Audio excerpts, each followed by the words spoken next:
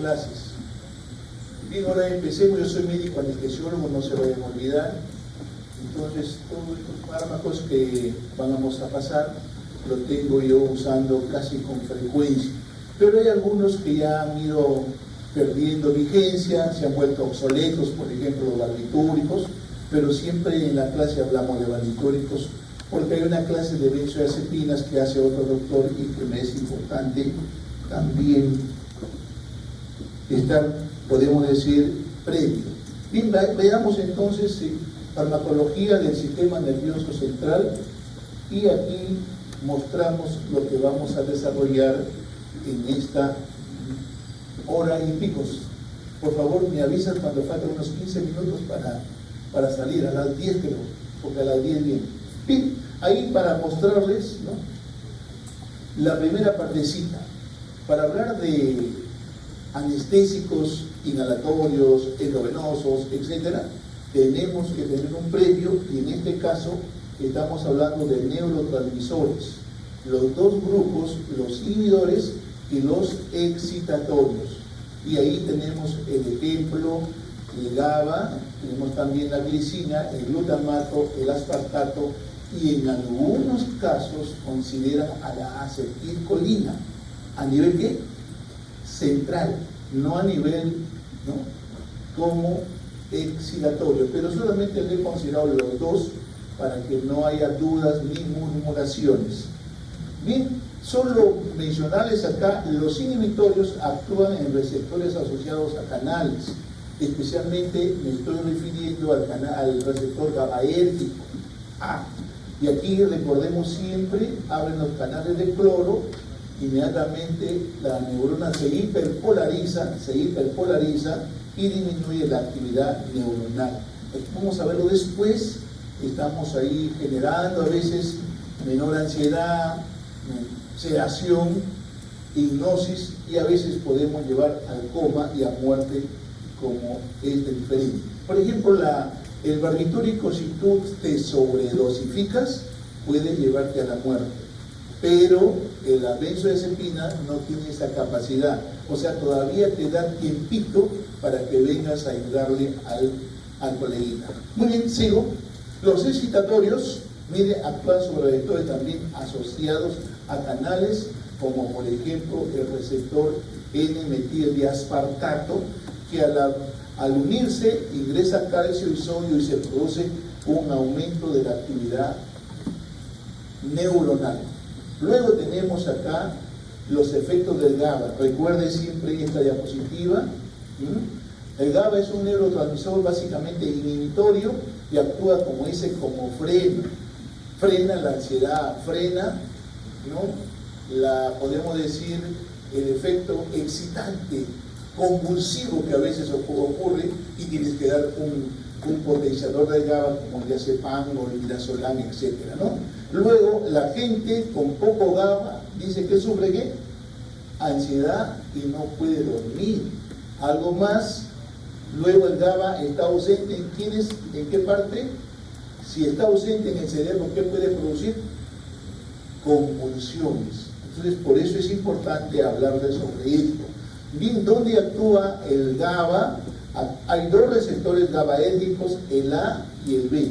El A tiene básicamente responsable de la sedación, del sueño, de la relajación, etc. Cuando tienes una contractura muscular, puede usar una benzodiazepina y te relaja. No puedes dormir, una benzodiazepina y te produce sueño. De repente quieres hacer una medicación preanestésica para que el paciente venga a la sala tranquilito, feliz y contento, aunque le abran de la cabeza hasta los pies, pero él sigue contento, ¿no? O sea, a eso se refieren estos productos. Muy bien, y la parte GABA-B también ayuda a relajar la mente y los músculos, pero no afecta su cerebro en tanta fuerza como lo hace el GABA. O sea, el GABA básicamente son los que hasta ahora tienen predominancia de uso. Muy bien, este es el famoso complejo GABAérgico, que ya lo hemos hablado en farmacodinamia. Miren, este es importante. Este señor GABA o señorita, como lo quieran llamar ustedes, una vez que se une al receptor, se abre este canal, ingresa cloro y la neurona se queda hiperpolarizada. Y observan ustedes desde ansiolisis, ¿no?, hasta ansiolítico, por ejemplo, sedante, hipnótico, etc.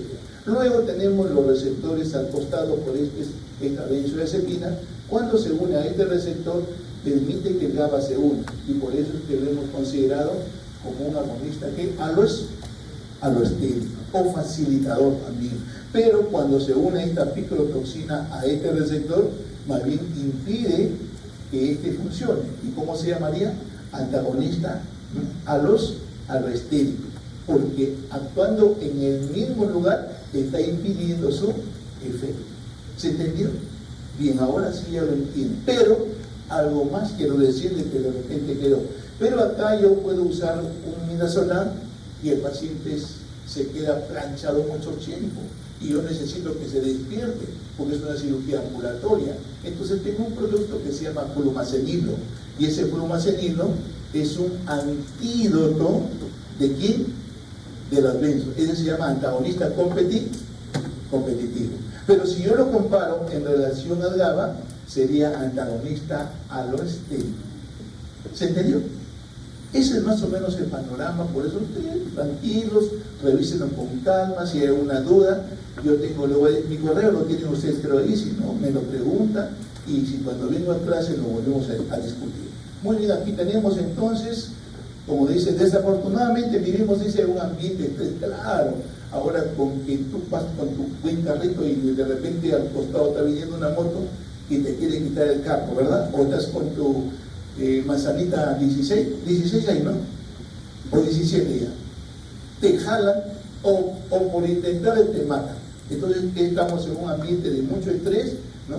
Y es necesario aumentar los niveles del GABA para estar más tranquilo, más sedado. Pero eso no significa que usted esté tomando lorazepam, que esté tomando benzodiazepina, ¿no? Hay que relajarse. Muy bien.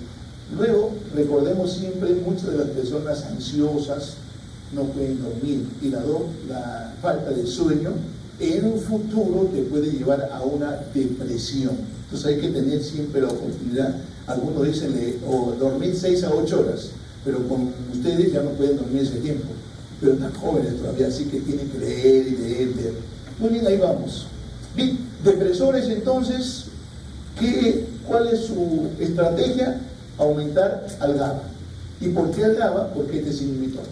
Luego disminuye el estado de alerta, aminora la actividad del sistema nervioso, especialmente la ansiedad, la angustia, la desesperación, y disminuye las funciones mentales como la atención, razonamiento, memoria, etc. Cuando tú administras o prescribes un inhibidor del GABA, tienes que preguntarle en qué trabaja. Por ejemplo, hace 2 días llegó uno de esos chinitos barcos que a la final había explotado y todo su mano se destruyó. Pero a veces te dedicas tú, por ejemplo, a hacer cortes y has tomado, como se dice, tu ansioso, lorazepam, midazolam, etcétera, pero ya no tienes la capacidad de responder. Entonces, por eso es que hay que preguntarle en qué trabaja, para que sugerirle que espere su tiempo porque hay mucha resaca. Y luego, estos son los grupos de los depresores que vamos a hablar, pero no de todos, solamente voy a hablar yo de voy a hablar de barbitúricos y voy a hablar de anestésicos inhalatorios. Y hay un tema especial, que lo vamos a ver después, opioides y AINES. Muy bien, entonces aquí vamos a seguir insistiendo. Los depresores del sistema cruzan la barrera, claro. Si no cruzan la barrera hematoencefálica, ¿cómo te va a producir sedación? ¿Cómo te va a producir el resultado de ansiolisis? Tiene que cruzar. Luego aumenta la acción de quién? Del GABA. Y que es el responsable de abrir el canal de cloro, y de esa manera se hiperpolariza la neurona. Recuerde que el GABA es un receptor ionotrópico, con efectos rápidos o lentos, milisegundos, horas, respuestas rápidas. No se olvide, según nuestra. Muy bien, ahí seguimos. Bien, de acuerdo al profundo, a la depresión de la conciencia, usted va a tener, si es un poquito, bueno, no solamente ansiolítico, si es un poquito más, le quita la desesperación, seda, hipnosis, tranquilizante y anestesia general. El que habla a veces lo puedes usar para sedación o para ansiolísis, pero también lo puedes usar como anestesia general. Viene una jovencita para un legrado, entonces yo le coloco la vía, lo monitorizo y le coloco un producto que se llama fentanilo, opioide, más propofol, y de esa manera se produce el legrado. ¿Qué estoy haciendo yo? Anestesia. ¿Qué estoy haciendo? Anestesia general. Sigo.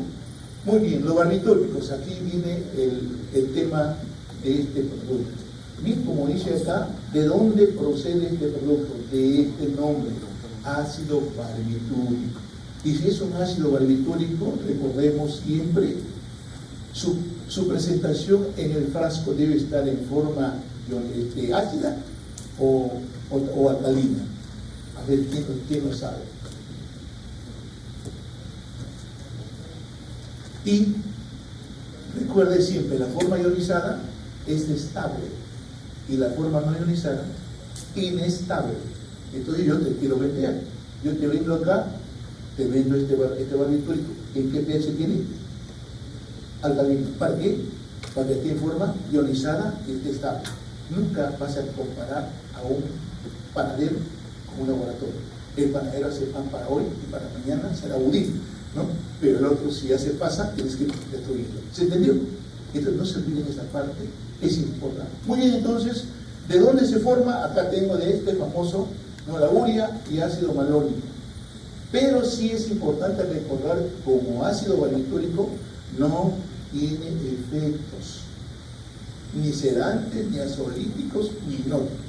Recién comienza a tener efectos sedantes, hipnóticos, etcétera, cuando en este famoso carbono, miren acá 5, ¿no? Acuérdese, se le agrega ¿qué grupo? Alquilo y arilo. Recién allí comienza su efecto de depresión o de inhibición.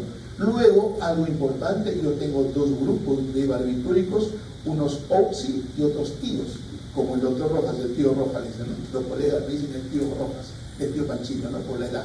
Pero de todas maneras, recordemos, para que se transforme en un tío barbitúrico, recuerde acá, este carbono, en este carbono 2, este oxígeno, ¿por qué tiene que ser cambiado? Por azufre. Y se transforma en un tío barbitúrico con una rapidez para actuar, etcétera, etcétera. Sigo avanzando.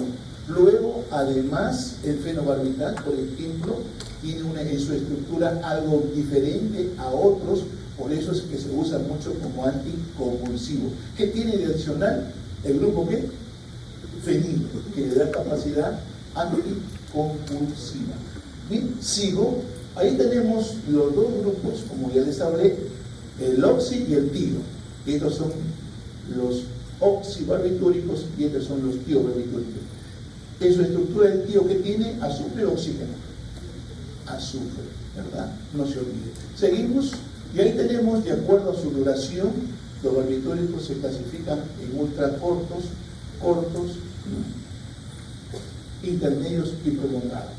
Y ahí está la definición. Por ejemplo, de los ultracortos tengo estos tres. Este señor o señorita es un oxibarbitúrico. Y los dos primeros que son tiobarbitúricos. Y acá tenemos también su duración. Seguimos la farmacocinética de los barbitúricos. Recordemos siempre, cuando damos por vía oral, se absorbe bien. Y aquí dice bien claro, ¿no? Sus niveles máximos 30 minutos a 2 horas. O sea, siempre hay que esperar. Si queremos hacer un procedimiento de repente de la endoscopía o un procedimiento de repente de endoscópico, tengo que esperar el tiempo para que pueda actuar. Porque si lo voy a agarrar en un tiempo previo, el paciente va a moverse, va a agitarse y te va a decir, doctor, acá nomás, me voy. Devuélveme mi platita porque había mucha la clínica. Por eso es importante. 2, vía parenteral, no se olviden, por vía intravenosa o intramuscular. Los barbitúricos de preferencia lo usamos intravenoso para evitar los problemas que tienen álgicos que pueden ocasionar o necrosis. Luego tienen también una acción inmediata. ¿Qué significa inmediata? Cuando yo uso tiopental, la conciencia se pierde en 5 a 15 segundos. Súper rápido. Y 5 a 15 segundos. Bien, se distribuyen ampliamente. Cuando hablo de distribución en el cuerpo, incluido cerebro y otros. El órgano más rápido que se produce es el cerebro, porque los hipnóticos, especialmente el tiopental, lo uso como inductor anestésico. ¿Qué significa? Le coloca la vena y le hago perder la conciencia. Y si se tiene que operar, le tengo que agregar otro producto que es analgésico, como vamos a hablar después, los opioides. Y si lo tengo que operar con videoscopía o laparoscopía, le tengo que agregar otro producto que se llama relajante muscular, para que se relaje y pueda el cirujano operar con tranquilidad. Entonces tenemos acá algo importante. Sabemos que estos productos son muy liposolubles o lipofílicos, pueden atravesar la barrera hematoencefálica con facilidad, pero también la barrera placentaria, así que hay que tener mucho cuidado cuando le damos a una gestante, porque va a pasar, especialmente en la etapa ya de una cesárea. Ahora ustedes dirán, ¿y la cesárea se hace con general? Claro, normalmente se hace con regional, pero ¿cuándo se hace con general? Cuando viene sufrimiento fetal agudo, cuando viene eclántica, cuando está con desprendimiento placentario prematuro, cuando tiene una placenta previa, ahí le damos general. Entonces, eso es importante que lo veamos en esta parte. Muy bien, la velocidad de entrada depende de qué? De la liposolubilidad. Y aquí tengo este cuadrito.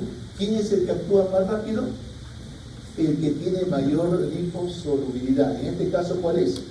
El tiopental. El tiopental es súper rápido. Y bueno, los otros son más lentos, especialmente porque son menos liposolubles. Luego, como se lo transforma, mayormente la oxidación es vital. El citocromo P450 es vital. Y también aquí hay que destruir la parte de la cadena de azufre, se llama desulfuración, hidroxilación y desalquilación. Prácticamente todo este grupo está dentro. ¿Cuántos son los procesos de degradación? ¿Te acuerdas? Si no, voy a hablar con la doctora Ana. Primero, lo más frecuente, ¿cuál es? Oxidación. Luego, hidrólisis. ¿Qué le va? Oxidación, reducción e hidrólisis. El resto son de que pertenecen. Es la oxidación que es lo más frecuente. Entonces ya tenemos eso, pasamos acá. Eliminación.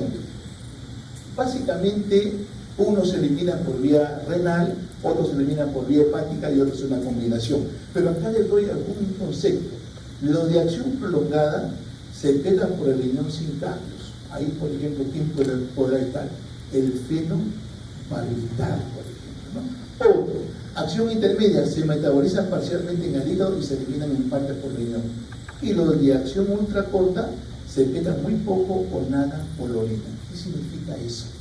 Cuando yo doy un barbitúrico, a los 15 minutos el paciente se despertó, pero no se despierta porque se degrada, sino porque se redistribuye del cerebro a otras estructuras con menos flujo, como las grasas, el músculo, el pelo, etc. ¿Se entendió? ¿Por qué? Por redistribución. Sale del cerebro y se va a estructuras con menos irrigación. ¿Sigo? ¿Cómo acelero yo la eliminación cuando hay una intoxicación? Tengo que aplicar la farmacocinética. Si recordemos la orina, ¿qué pH tiene? ¿Alcalino o ácido? ¿Cuánto es tu pH de tu orina? No sabe, pero tienes que saber, ya estás en tercer año. ¿Qué dice mi doctor? ¿Cuánto es el pH de orina? El tuyo, ácido. Y lo que se logra filtrar son la forma no ionizada. Y ya una vez que se filtra, el 95% se reabsorbe. Básicamente, para que se reabsorba, tiene que estar en forma no ionizada. Y hay parte que se elimina. Pero yo no quisiera que regrese. Entonces, ¿qué hago yo? Tengo dos opciones. Alcalinizo la orina, eleo el pH.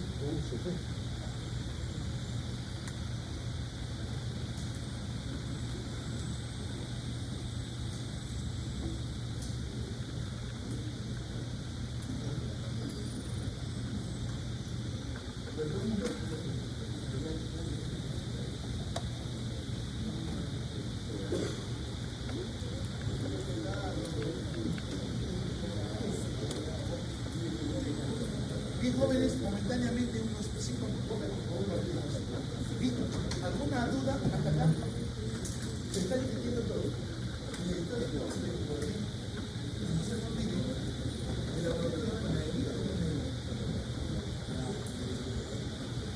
se olvide esa parte.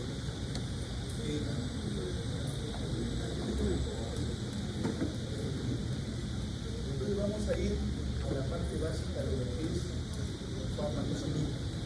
un fármaco puede ser un ácido débil o una base débil.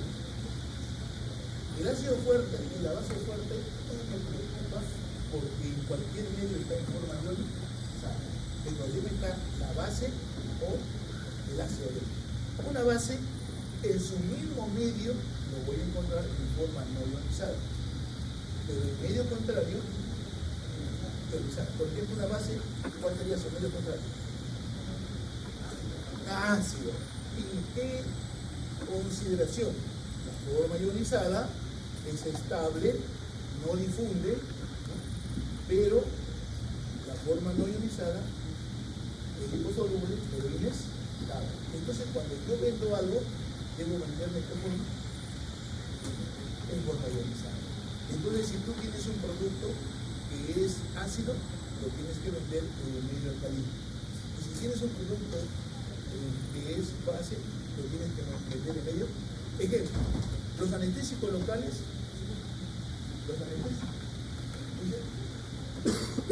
¿Hay otra?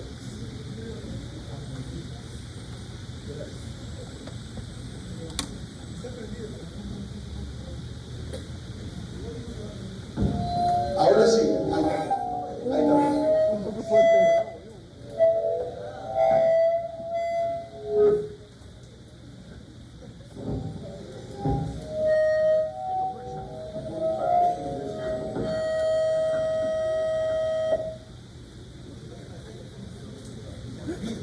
Momentáneamente, entonces no se olvide, ya se entendió lo que es.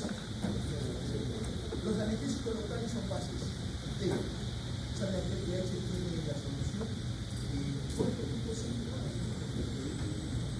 ¿Para qué? Para que formule.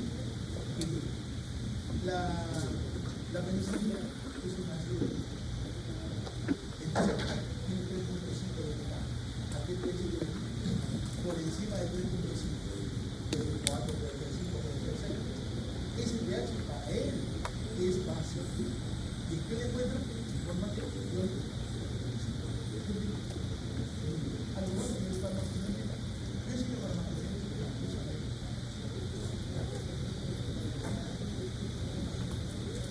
Si está informalizando, pasa a eso lo que sigue porque vive más.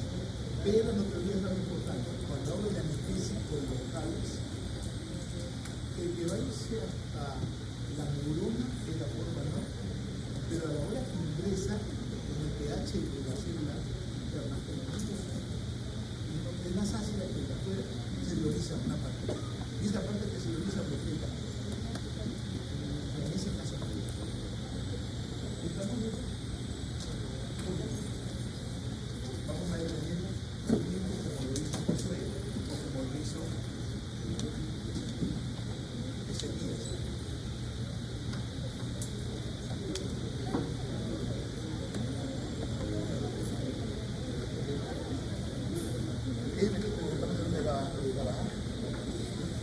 Estoy hablando del GABA, por favor. Básicamente, lugar donde actúa mayormente.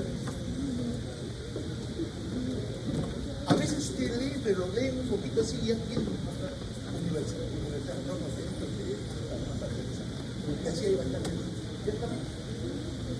¿Alguna otra duda? ¿Preguntas? Aunque sea de la clase pasada.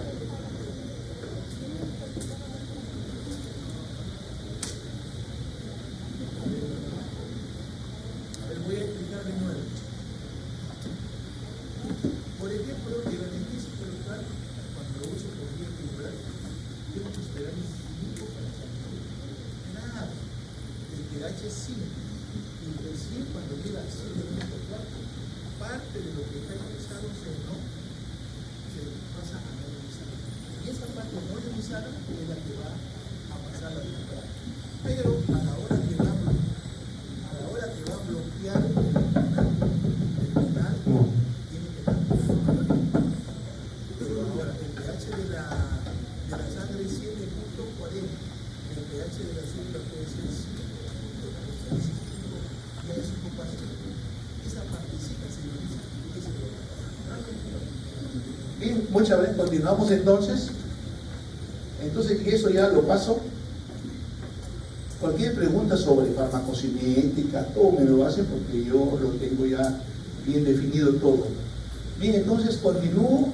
¿Dónde actúan los barbitúricos? En este complejo GABAérgico A. Yo no digo B, A. ¿De acuerdo? Acá tenemos. Y miren lo que ocurre. Se hiperpolariza y luego tenemos los efectos de ansiolisis, sedación, hipnosis o anestesia. Luego, la farmacodinámica. Tenemos ahí que hace a nivel del sistema nervioso depresor. ¿De tipo qué? Reversible. Va desde sedación hasta la muerte, de acuerdo a la dosificación que tú uses.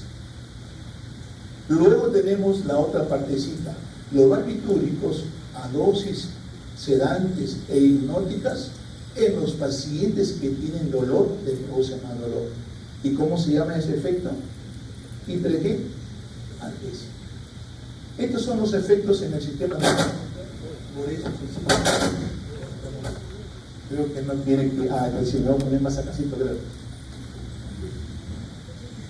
En el centro tiene que ser. Muy bien, ya tenemos, voy a conversar para que cambien de micro, ¿no? No podemos estar perdiendo 10 o. Aunque no se pierda, ¿no? Aquí para mostrarles algo interesante. Miren, al barbitúrico siempre se le va a considerar como neuroprotector. Incluso cuando tienes un traumatismo focal, esa zona se queda con isquemia. Y tratar de abrirse los vasos para que llegue sangre, pero la zona buena le gana, pues, entonces todo se va para allá. Ese es el famoso síndrome de robo. Pero cuando yo uso un barbitúrico, produce vasoconstricción en la zona buena y vasodilata en la zona mala, y se da de la buena a la mala. ¿Cómo se llama eso? ¿Qué hacía el rico? Le robaba al rico para darle ¿qué? Al pobre. Entonces aquí tenemos todas estas partes. Mire, primero, reduce el consumo metabólico de oxígeno, reduce el flujo sanguíneo cerebral porque produce vasoconstricción, luego reduce la presión intracraneal, reduce la demanda de oxígeno y disminuye la presión intraocular. Y este es el efecto de Robin Hood que ya les expliqué. Muy bien, sigo. A dosis bajas, los barbitúricos, recuerden, ¿no? Prolongan alostéricamente la apertura del canal de Crohn. ¿Qué significa eso? Potencia GABA. Potencia al GABA. Todo aquel que se une a esto y potencia al GABA se llama facilitador o alestérico. Pero en ausencia de GABA, el barbitúrico puede tener efecto depresor. Ese es directo ya. Y eso es lo que decimos acá. Cuando es alostérico, ¿y qué dice acá? A dosis altas tiene actividad ¿qué? Mimética, igual al GABA. Por eso hay una diferencia. Las benzodiazepinas necesitan obligatoriamente ¿de qué? De GABA. Pero los barbitúricos no. Pueden actuar en ausencia de qué? De GABA. Muy bien. También bloquean los receptores AMPA, kainato y sus tipos. El glutamato es el principal, no se vaya a olvidar, podemos decir neurotransmisor excitatorio que se une mucho al MNA. Puedo decir en forma de resumen, los barbitúricos son antiglutamato. Luego tenemos, ¿para qué usamos? Acá, para disminuir el periodo de latencia del sueño. Hay personas que comienzan a contar 1 hasta 1000 ovejitas y luego regresa y sigue despierto, ¿no? Luego tenemos acá, aumenta el tiempo del sueño total, disminuye el número de despertares, alarga el periodo 3 y 4 del no REM y disminuye el número de REM. Por eso es que se usaba. Pero ahora, ya para esto ya no hay. ¿Quién se usa ahora? Benzodiazepinas. Y si tiene muchos problemas, no puede dormir, te vas al psiquiatra y te agrega un antidepresivo y te duermes como los angelitos. Así que no olvidemos eso. Muy bien, ahí tenemos entonces, a nivel respiratorio es un depresor, deprime levemente los reflejos protectores. El laringoespasmo es una de las principales complicaciones. ¿Por qué? Porque te duermes y también se duerme tu reflejo glótico. Entonces el líquido de la saliva se va para allá y te produce un laringoespasmo. Luego tenemos, pero esta parte no produce broncoespasmo ni broncodilatador. Por si acaso, no broncoespasmo ni broncodilatador.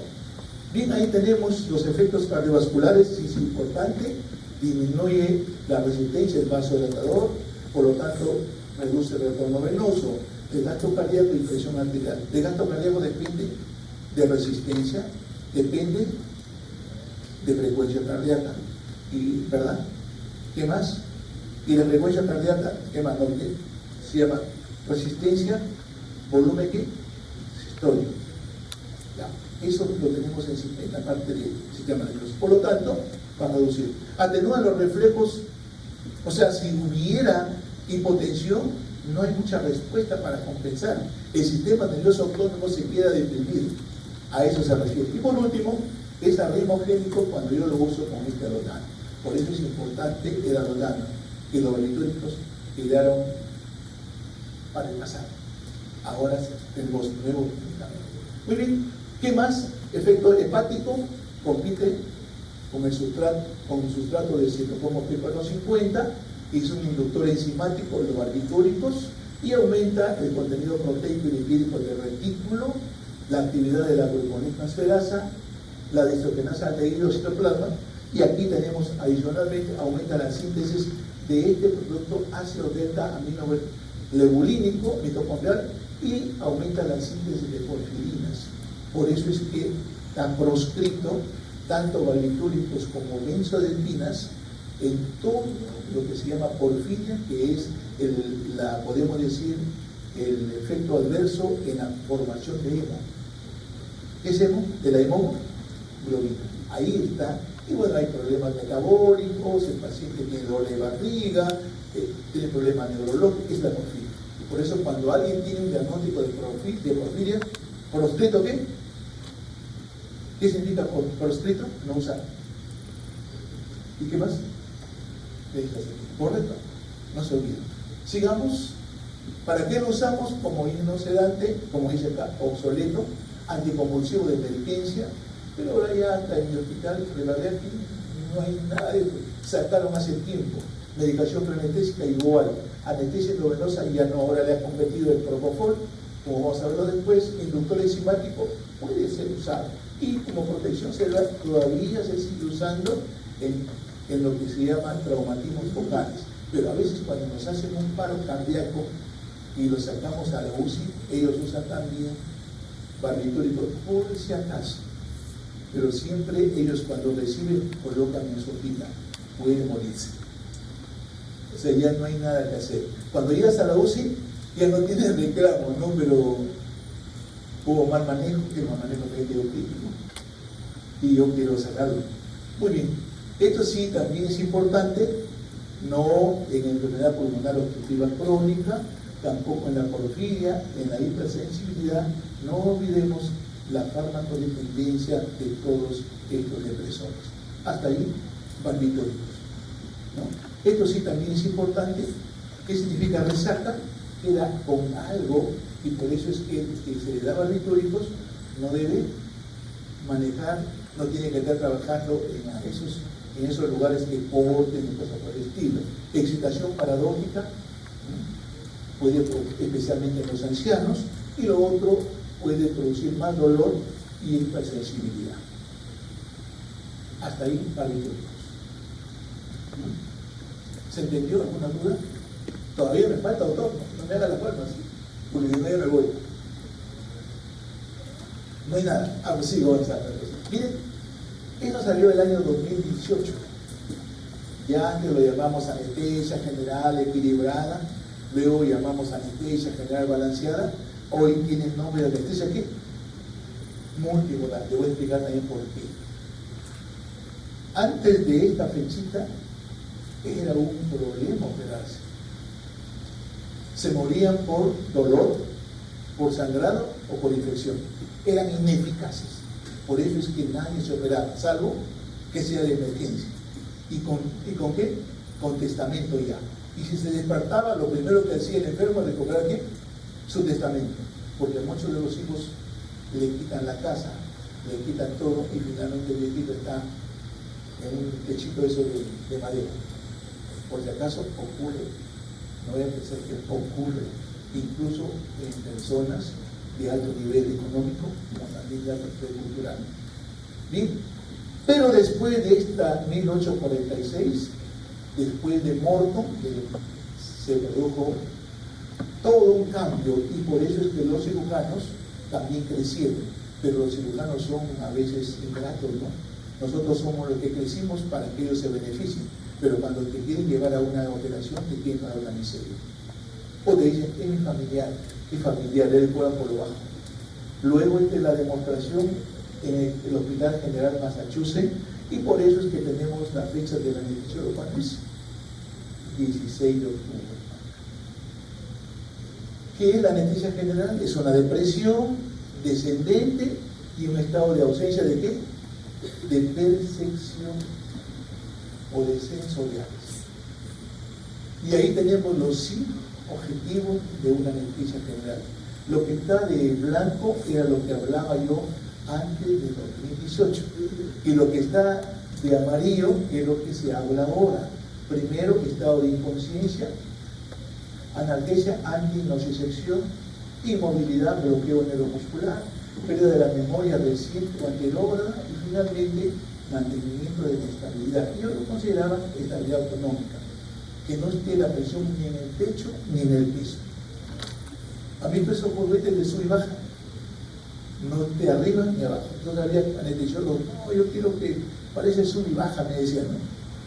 Pero yo no quiero que la presión esté en el techo ni tampoco en el piso. Muy bien, sigo.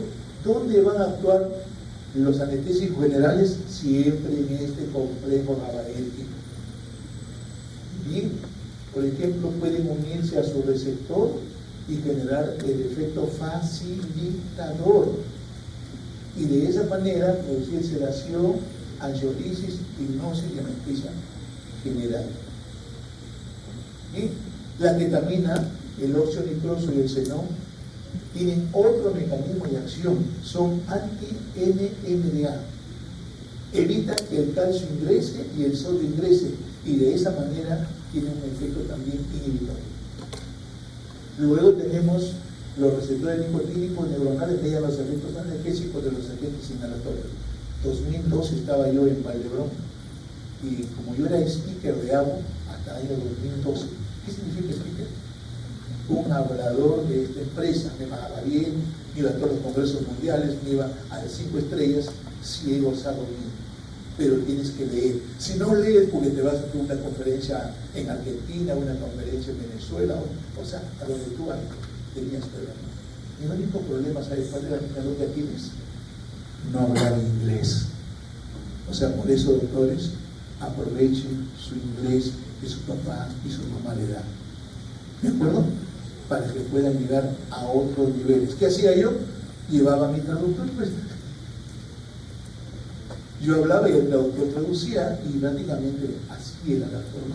Pero de todas maneras, Yo leo inglés, todos mis artículos son en inglés, pero hablar soy medio sordo y no me mudo.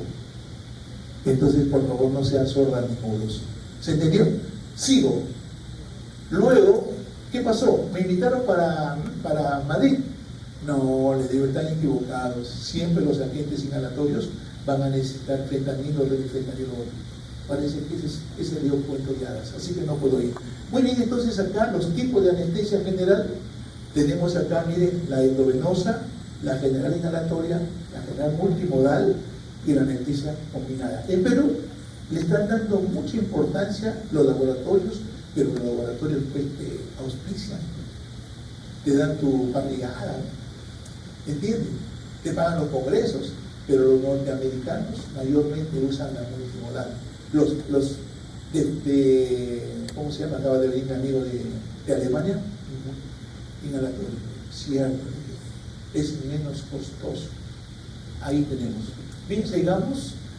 Aquí solo para mostrarles qué es la multimodal, dosis reducidas de medicamentos, da como resultado menor posibilidad de efectos secundarios de efecto.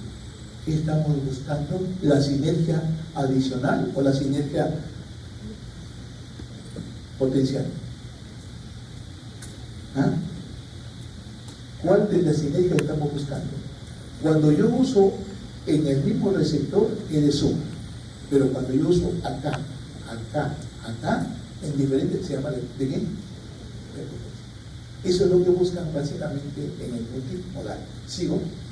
Se dedica en múltiples sitios terminales, mire, de la nocicepción, disminuye la dependencia. Claro, mayormente todos los médicos usamos fentanilo, y hay muchísimos anestesiólogos que ya no están en esta tierra porque también se volvieron adictos a qué? Al fentanilo o al remifentanilo. Muy bien, esto se llama más o menos la multimodal. Por ejemplo, yo quiero aliviar la ansiedad que uso, yo quiero aliviarle las náuseas que uso, antieméticos, dexametasona o también los cetrones. Quiero yo que el paciente se duerma, ¿no?, de forma rápida, sin máscara, uso propofol, etomidato. Quiero yo que el paciente tenga menos secreción a nivel de boca, uso atropina, dipropionolato, etc. Quiero que el paciente se relaje. ¿Sabe lo que hacían antiguamente? Le profundizaban y no sabía si despertaba o no despertaba. Ahora tenemos relajantes musculares que no pasan la barrera hematoencefálica. Si tú no te percatas, puedes estar despierto escuchándolo, porque no hace perder la conciencia. Solo es relajación del músculo esquelético. Muy bien, la inhalatoria, empecemos con esta. Esto fue en 2000, este es el doctor Rojas. Bueno, yo en esa época pues ya era uno que manejaba cardio, toras, todo, ¿no? 2000, hacíamos ya trasplante en 93, 95, tuve trasplante cardíaco en el 90, ahí estuvieron. También ya en 2007, 11 ya los trasplantes hepáticos. Pero ¿qué necesitaba? Buenas máquinas, con monitoreo, ¿no? Y en esa fecha no teníamos los videoendoscopios. Hoy tienen videoendoscopios. Esta es una pala convencional. Hoy tenemos las palitas que se llaman articuladas. Muy bien. Esta es una máquina de anestesia. Hasta el año 1986 teníamos un solo monitor. Y como yo llegaba a las 7 de la mañana, 6:30, buscaba, ¿dónde está el monitor? Acá, lo llevaba a mi sala. Y como yo hacía todas las OCAR, lo llevaba ahí. La mejor tubo corrugal, acá, lo cambiaba.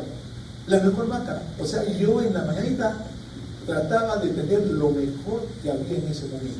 Pero el año 1986 se reunieron los ricos del mundo y dijeron, no, ya no tenemos que estar con el manguito, necesitamos una presión automática. Necesitamos tener también cuánto tiene de saturación el pucho oxígeno. Necesitamos saber si está bien entubado, la capnografía. Acá viene. ¿Qué necesitamos? Esto, que me está indicando que está bien entubado. Si no, está en el esófago. ¿Qué más necesitamos? Temperatura. Los gases exhalados. O sea, cada vez todo. ¿Y cuándo se implementó en el Revaliate? El 2000. ¿Han visto las máquinas nuevas? Ese fue el 2000. Y hay muchas máquinas ahora nuevas. Muy bien, sigo. La clasificación de los anestésicos, tengo dos grupos, los gaseosos y los volátiles. Este señor de acá, yo le he puesto el nombre de Universal Textil. ¿Por qué? Porque se sintetizó en 1771. 1771. Y hasta ahorita presente. Hasta ahora. Por eso es que las máquinas siempre tienen en el flujómetro oxígeno y óxido nitroso. Y en los vaporizadores de halogenados, halogano, isoflurano, deflurano. Entonces no se olviden esa parte. Bien, este xenón es un anestésico nuevo que tiene algunas bondades, pero bueno, nunca creo que lo voy a usar porque es muy caro. Ya el año 2008 lo conversábamos mucho en Sudáfrica, en Cape Town, sobre este producto.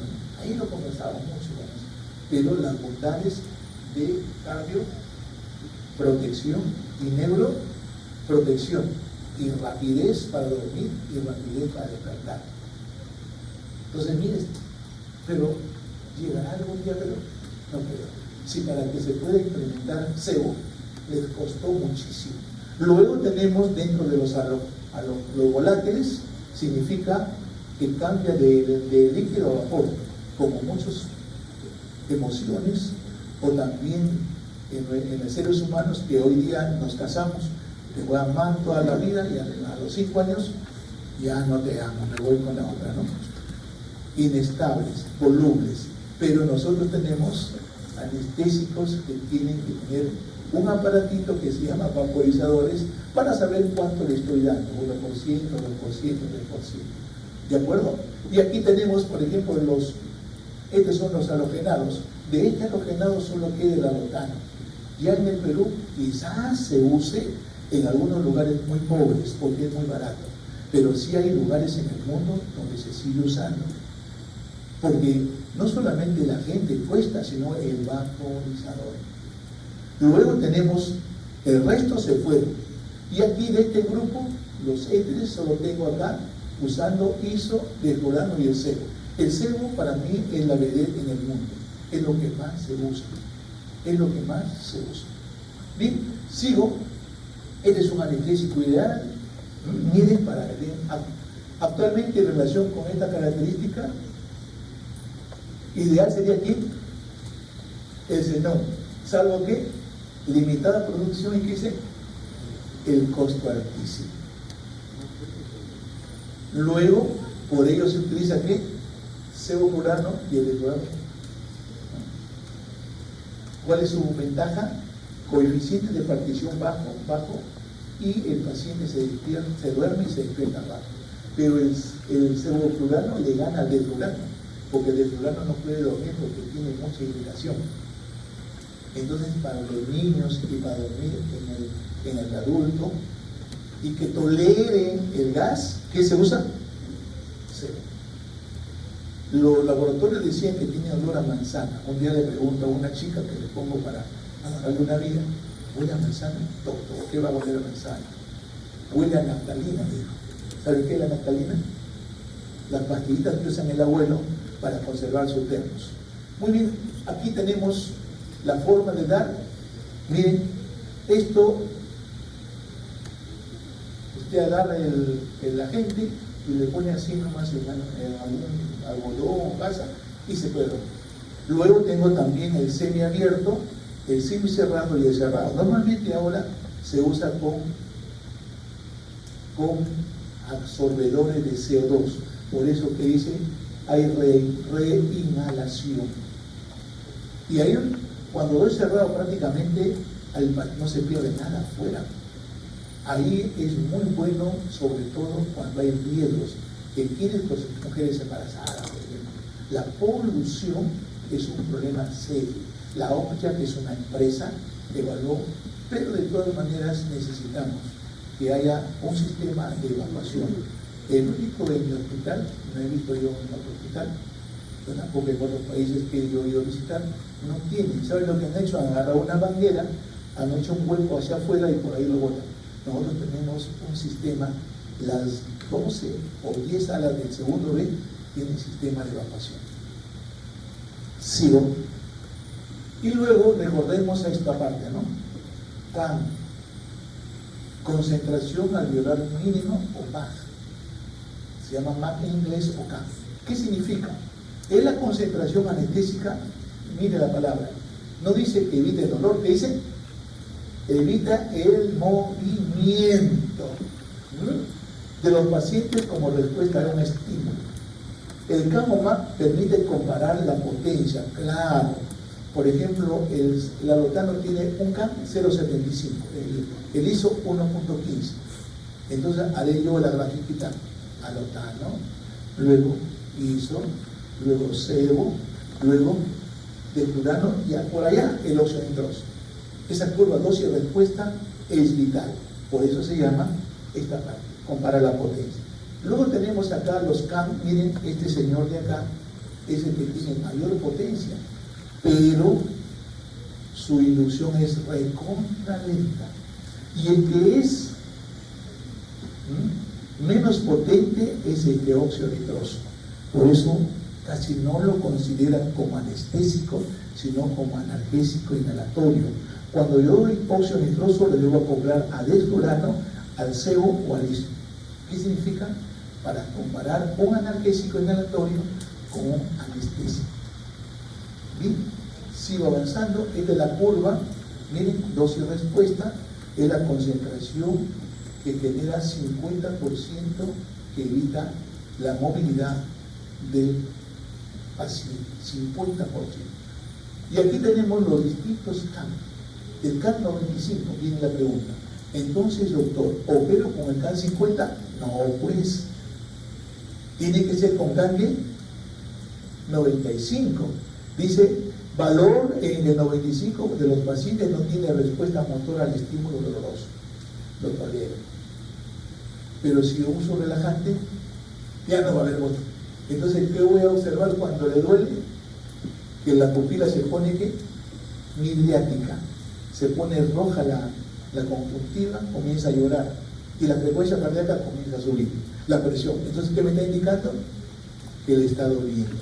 A mi esposa, por ejemplo, cuando lo operamos antes de tener bebés, yo he tenido mis hijos después de 12 años de casado, dos. Estaban haciendo una laparotomía porque había un millón, entre comillas, y yo no doy anestesia, pero sí estoy mirando qué pasa, ¿no? Le digo, doctor Ramoncito, ¿qué tal la presión? Bien, Panchito, pero está en 12.8, 12.8. Mi mujer es del 90-60. Y en ese momento, no 90-60, sino, ¿no? ¿Entiendes? De presión. No era 90-60, 90, no, era así de la presión. Entonces le digo, le está doliendo, doctor. Y en ese momento mi mujer estaba pidiendo clemencia, Señor, me duele. Y en ese momento yo llegué y le subí la gente inhalatoria. Me dijo, como antes de magia, el Señor me contestó. Le digo, lo que pasa es que yo le subí el agente inhalatorio. ¿Entendió? Y que estaba relajada, pero tenía conciencia, porque los relajantes no pasan la barrera hematoencefálica. ¿Se entendió? Bien, sigamos. Entonces, CAM 95, ¿qué es 1.3 por CAM? Si es 2 por 1.3, ¿cuánto es? 2.6. Si es 6 por 1.3, 7.8. Ahí tú lo multiplicas. Y luego tenemos acá el CAM de despertar. Hay cirugías, por ejemplo, en pacientes que tienen Parkinson muy agresivo. Hay unos aparatos que coloca el doctor, el director del hospital se llama Francisco Leo Zambrano. Pero ese aparatito vale como 200.000, 300.000 soles. Pero hay que despertarlo para ver si funciona o no funciona. Y ese tipo de CAM, valor en el que 50% abre los ojos ante una orden. Y luego corresponde a la mitad. Si es 2%, 1%. Si es 6, 3%. Luego el CAM PAR, CAM respuesta de bloqueo, o sea que no le libere nada de catecolaminas. ¿Cuánto es? 1.5 CAM. Si es 2, 3%. Y si es 6, ¿cuánto sería? 9. Y luego tengo la anestesia profunda, se consigue con 2 CAM. Voy a regresarlo para tener una idea. Acá. Si tengo 2 CAM, ¿qué significa? Por ejemplo, estoy usando yo delturano. ¿Cuánto sería 2 CAM? 12%. Si fuera sebo, 4%. ¿Cuánto? 4%, ¿no? Entonces a eso se refiere esta partecita. Luego, recordemos este coeficiente de partición sangre-gas, el otro era AN. ¿Para qué me sirve? Y aquí lo menciono. Mientras más alto sea el coeficiente, mayor resultará la solubilidad. Y de esa manera, ¿no?, habrá una inducción muy lenta. Y luego dice, por eso dice acá, la presión y se eleva más despacio y la inducción es prolongada o lenta. Pero cuando es insoluble, ahí es más rápido. Y eso es lo que tenemos acá. Básicamente lo mismo, lo voy a borrar porque ya te estoy explicando. Seguimos, acá tenemos, miren, observen acá.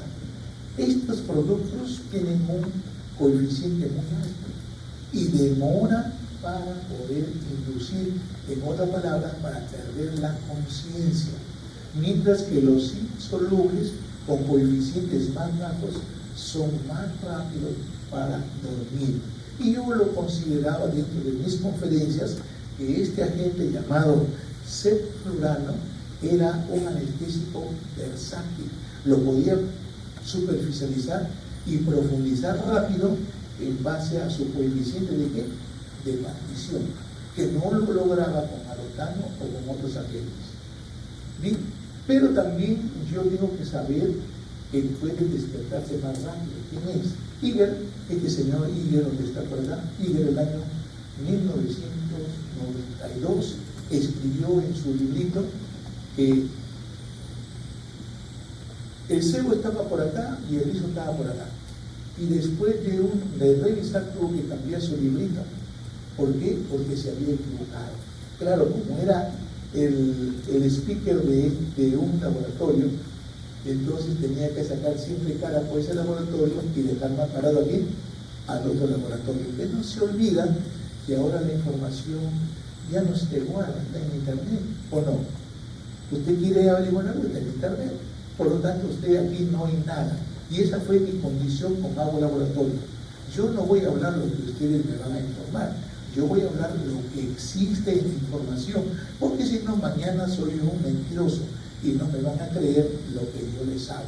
Pero si hablo de acuerdo a las guías y a la información que existe, ustedes y yo vamos a crecer. Si no, hay que... Perfecto, digo. Y sigamos entonces, mira acá, observe el cerebro.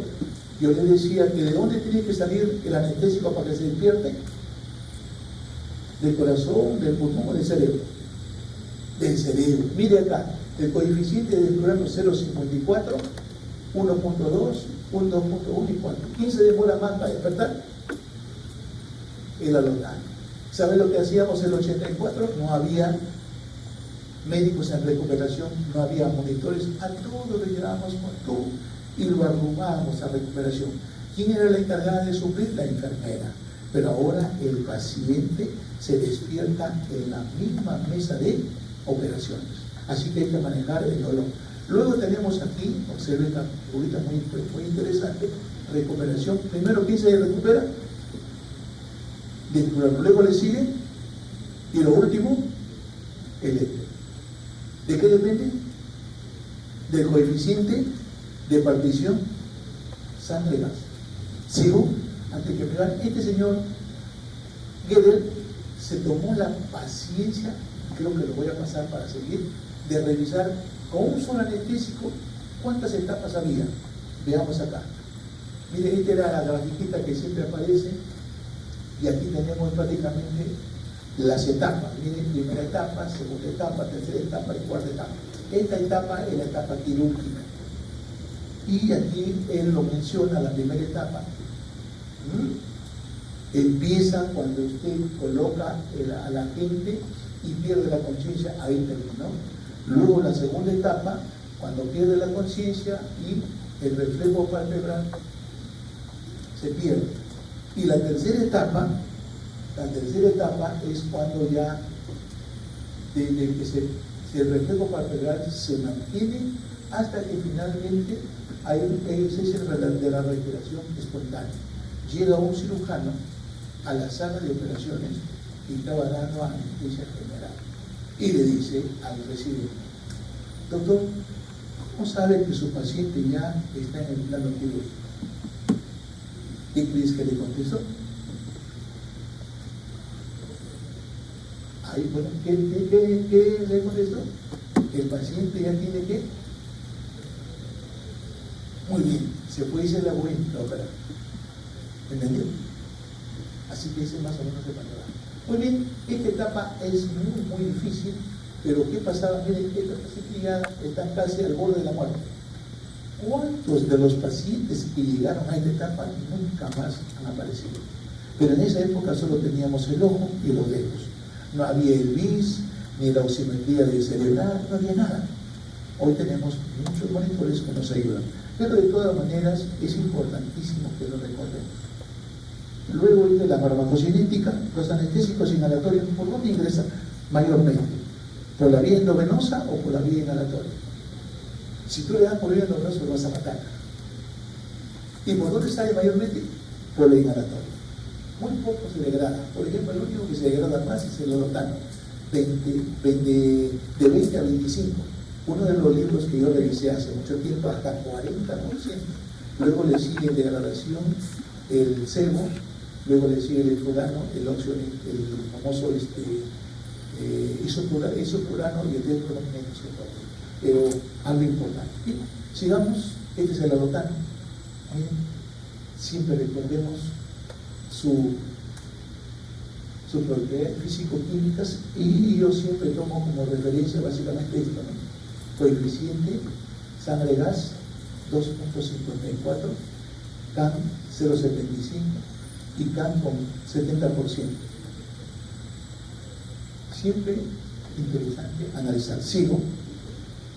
Elevada potencia, un CAM 0.75, depresor miocárdico, sensibiliza al miocardio la acción de catecolaminas, en otras palabras, no está en el protocolo de los tratamientos de feocromocitomas. ¿Saben qué es un feocromocitoma? Es un tumor productor de ¿qué? De catecolaminas. Bien, ¿cómo estamos con el tiempo? Voy a darme unos 15 minutos más y ya lo votaría al doctor. Pero está bien, yo cuando venga, que me voy. Muy bien, entonces sigo avanzando. Depresor, y aquí tenemos, miren su biotransformación que les hablé, 20 a 25. Este productito que tienen acá es muy importante que se valore. Es responsable de la hepatitis alotante. ¿Cómo se llama el producto? Ácido trifluacético. Luego tenemos en dónde se metaboliza, en el hígado. Alotano, vasodilatador cerebral, por eso es que ya no se usa ahora en neurocirugía, porque al vasodilatar aumenta la presión intracraneal y todo lo que ven ahí básicamente. Luego el ISO, otro agente también importante, y tiene algunas bondades. Primero, menor potencia que el alotano, un CAM 1.15, es muy irritante, esto sí es importante, por lo tanto, ¿puede ser usado para inducir? No, porque el niño comienza a hacer tos y puede hacer también una libertad, entonces no está por la irritación. Inducción más rápido que la anterior, es más vasodilatador que el depresor, no sensibiliza y mide su biotransformación, 0.2 a 2%. Pero siempre el producto final del isoflurano se llama ácido trifluacético. Sigo. Luego, sus efectos cardiovasculares, mínima depresión, pero sí aumenta la frecuencia cardíaca, claro. Todo lo que vasodilata, ¿cuál es el reflejo? Aumenta la frecuencia cardíaca. Luego, acá tenemos isquemia coronaria por robo. Esto es un problema cuando llegó. Así que no queríamos usarlo. Y después vino otra teoría por apertura de canales de potasio, es cardioprotector, se acabó esto. Esto básicamente dejó de ser. Luego tenemos el SEO, que es bien gracioso, lo han puesto como un sol, ¿no? De que está iluminando siempre todos los agentes inhalatorios. Bien, ahí tenemos agentes de elección, rápido y suave, no irritante y olor agradable. Yo no pondría agradable, le pondría tolerable. Bien, Recuperación más rápida que los anteriores por el coeficiente de partición agregadas, no sensibiliza y mire cuánto se dio otra forma. Pero acá hay una diferencia. El metabolito ya no es ácido trifluoracético, sino es hexafluorisopropano. Repito, ¿cómo se llama el metabolito? Hexafluorisopropano, que se conjuga y se va con la orina. Luego tenemos ahí depresión leve, es el más tolerable en la protección cardíaca, reduce también la resistencia levemente, preserva el gasto cardíaco, aumenta la frecuencia y prolonga el QT. Este es uno de los problemas que siempre nos han achatado. Pero prolonga el QT y tiene riesgo de arritmias, claro, pero hay que estar visualizando, pues si tenemos un QT, algo hay que tener manejo para de esa manera actuar en forma rápida. Muy bien, este es el tetrurano. Miren algo importante. Ahí tenemos, es el más irritante. Decía el año 92, 15 veces más irritante que el ISO. Luego, recuperación sí es más rápido porque tiene un coeficiente más bajo. Es el mayor vasodilatador, no sensibiliza. Y mire esto. ¿Sabe cuántos hay de hipertermia, de hepatitis alotánica con este producto? Hasta el 2010 que revisé para una conferencia que fue a Venezuela, un simposio, había 4 casos de hepatitis alotánica. ¿Y cuánto hay de alotano? Más de 1000 casos. O sea, el alotano es mayor. Luego acá tenemos que es el más vasodilatador, preserva el gasto cardíaco aumentando la frecuencia, y luego da taquicardia e hipertensión refleja. No produce arritmias, pero sí produce síndrome del globo coronario, muy parecido aquí al isoflurano. Muy bien, aquí tenemos, disminuye la función respiratoria, volumen corriente, etc. No se recomienda como inductor porque es muy irritante, produce tos, retención brusca de la respiración y aumenta la secreción. En otras palabras, no en inducción con máscara. Luego tenemos el óxido nitroso. Les dije que como anestésico es malo, más su efecto es como analgésico. Acá dice poco potente. ¿Cuánto tiene de MAC? 1%, 10%, 50%, 100%, ¿cuánto es? ¿Cuánto es? 103 o 105. 103, ¿no? Entonces, ¿qué significa? Es muy poco de potencia. Por eso, más que anestésico es analgésico. Lo más recomendable es utilizar este anestésico ¿con quién? Con una mezcla. ¿Con qué le mezclamos? Con CO. ¿Con qué le mezclamos? Con ISO. ¿Con qué le mezclamos? Con tetrurano. Porque tiene efecto analgésico. Luego tenemos acá, ¿no?, el efecto de óxido nitroso produce depresión, dilata los vasos. En otras palabras, tampoco deberíamos usarlo en neurocirugía. Luego, indicaciones en pacientes críticos de edad avanzada y en todos los pacientes sobre anestesia general está indicado. Yo lo he usado muchísimo y sobre todo en las demostraciones en Perú y fuera de Perú para hablar de que con una sola inyección conservo el paciente se duerme. Esa era la parte. Bien, sigo avanzando sobre ventajas, produce poca relajación, hipoxia, la toxicidad. Acá te pierde la conciencia, confusión, etc. Muy bien, el xenón, la vedette, pero nunca tan sencillo. Y aquí tenemos, miren, las ventajas: inerte, no es metabolizado, mínimos efectos, baja solubilidad. ¿Cuánta es la solubilidad? 0.134. 0.134. Y se duerme, y se duerme. Y luego tenemos no hipertermia maligna, que sí produce los agentes inhalatorios volátiles, no contaminación, no explosivo. Desventajas: elevado costo, baja potencia y no equipo de anestesia disponible. ¿Sí? La anestesia endovenosa, con esto ya vamos a ir viendo hasta esperar al doctor.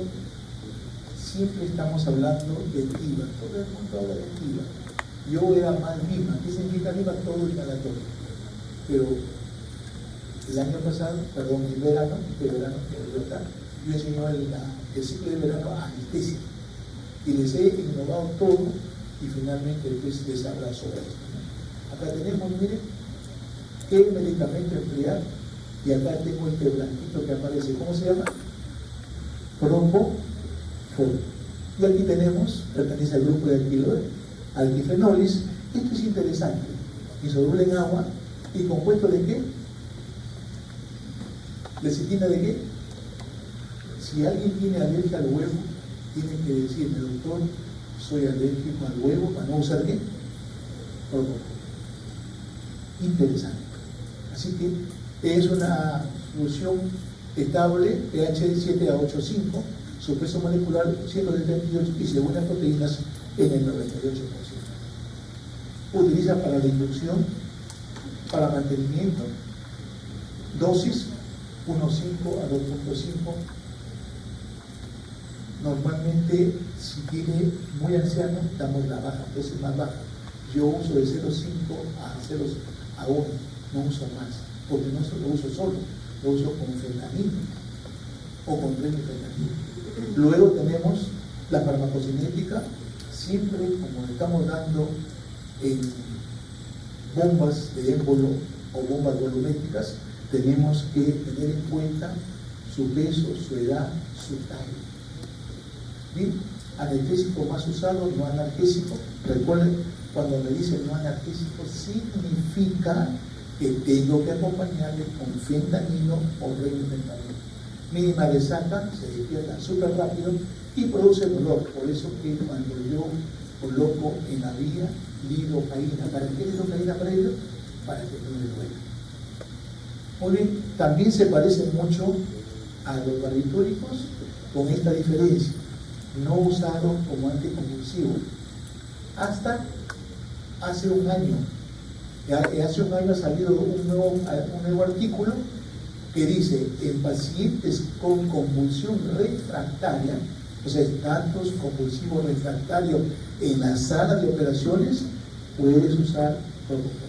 Dice refractario, que no responde a midazolam, no responde a nada. ¿Okay? Pero tiene un problema. Usted sabe que con este fármaco se murió bien. El que haya sido, ¿cómo se llama? ¿Michael qué? Pues ya, se murió. Pero él tenía otro problema, era un adicto al demerol. O sea, los dos. El demerol, depresión y este también. Veamos esto. Produce vasodilatación e hipotensión, amortigua los reflejos de compensación o a veces tiene efectos labotónicos. ¿Qué significa? La presión comienza a bajar y la frecuencia también comienza a bajar. ¿Qué hace el Doctor Rojas para evitar eso? A todos los pacientes le coloca fentanilo y atropina para que de esa manera no haya bradicardia. Luego, mayor depresor llega incluso al apnea, no produce broncoespasmo. Esto allí también es vital. Año 1999, a mi jefe Ramoncito se le ocurrió sacar el hilo del soplador. Y estaban haciendo una cesárea y como la presión baja y traccionan el peritoneo, las náuseas. Pásenme el hilo, doctor, ya lo sacó el doctor. ¿Cómo que lo sacó? Y en eso me acordé que hace unos días había revisado propofol. Y decía que como antiemético puedes usar 0,5 miligramos por kilo. Lo usé, se le fue el vómito, se quedó dormido y finalmente se acabó. Cuando no hay respuesta, le digo a mis colegas, usa propofol a 0,5 y de esa manera, porque a veces no responde al dragón, no responde tampoco a los centrones, como es una clínica, los seguros no pagan. A veces los seguros no pagan este plan. Entonces tenemos que usar el dragón. Bien. Luego tenemos, este es su problema, miren, contraindicado en pacientes hipovolémicos, en pacientes críticos, en sepsis, en shock, en alergia, especialmente aquí, al huevo.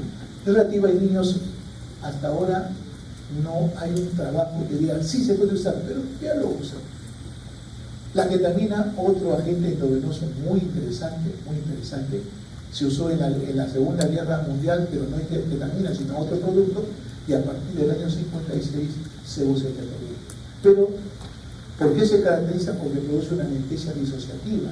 No hay relación en su estado de conciencia con la parte sensorial.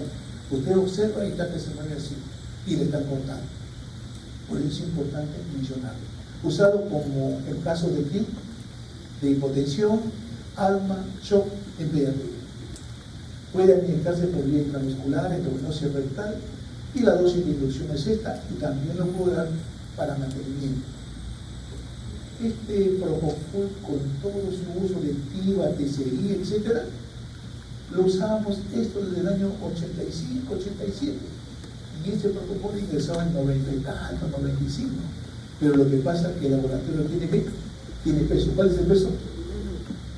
La plata, ¿no? Te mando al Congreso Mundial, etc. Bien, sigo. Este es un problema que produce miliasis, nistagmo, salivación excesiva, por eso hay que atrofinizar bien, amnesia y analgesia, y tiene un efecto contrario a los barbitúricos, tiene un efecto contrario al Propofol.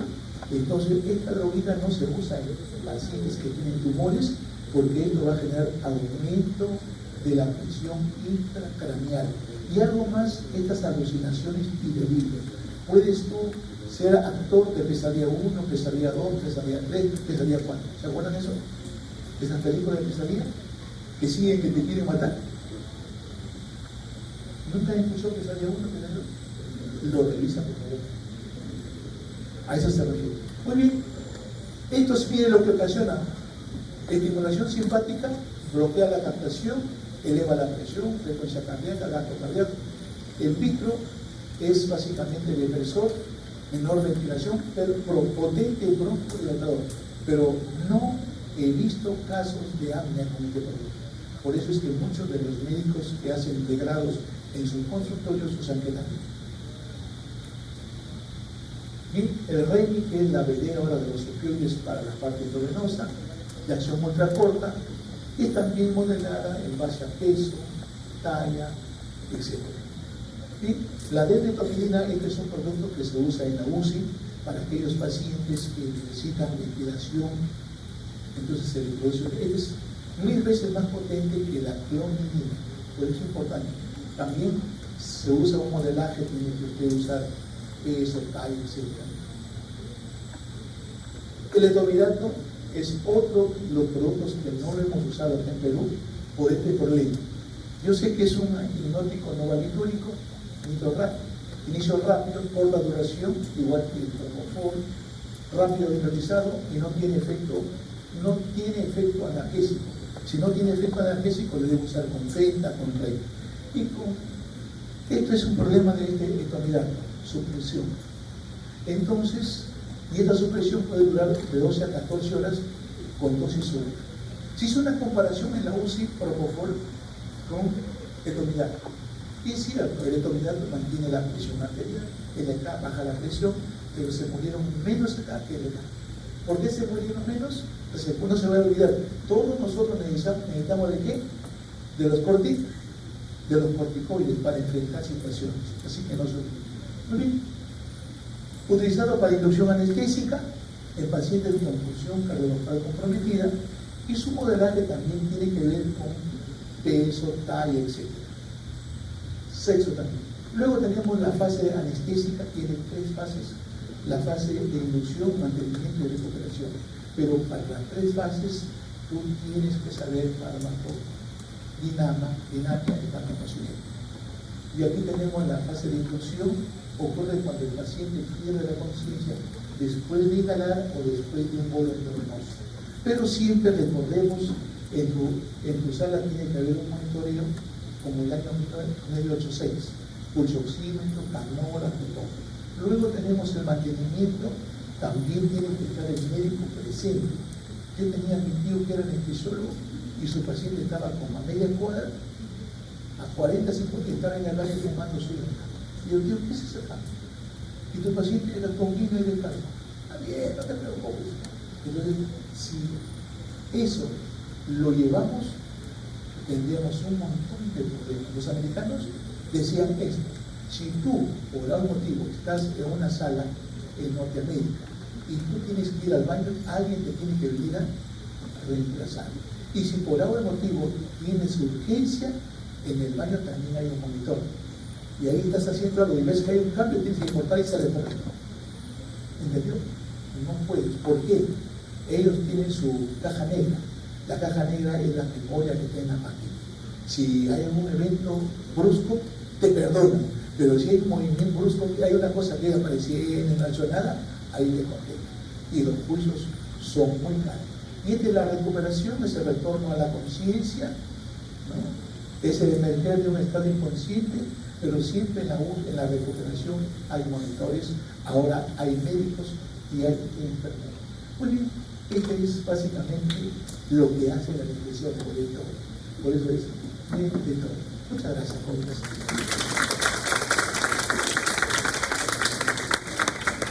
Ahora sí le esperamos al doctor, no viene.